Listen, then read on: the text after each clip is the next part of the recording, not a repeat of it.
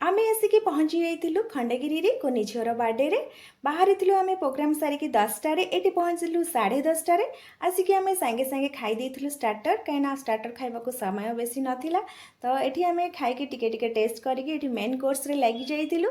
Main course भी बहुत बढ़िया थिला खाଇବା टेस्ट। ये आम झीर टे फटो भिडियो टे बुलिकी नहीं जाऊली। ये आमर सब चुलबुल नणद मैंने ये सुंदर तांकर सब गोटे गोटे क्लिप नौली कहीं एम सब एवं सज हो बाहरी मु सज होगी आसती घर 2टा बेले आउ मोर कौन हालत अच्छी देखूँ एमकर चिकनिया चिकनिया मुह मत केमती देखा जाऊँ मो मुह। ये आम चुलबुली नणद केक टी मत खुआई देते। ये आम आसवा समय को आम सार आसी जाते डॉक्टर सुनील दास सार तो सार के पलैले मुझे देखी पारे एपटे देखूँ आम झील को मुझे थर आनिली हाथ बढ़ेगी से मत देखी खाली कांदिले तो मु डरे आनिलीनी।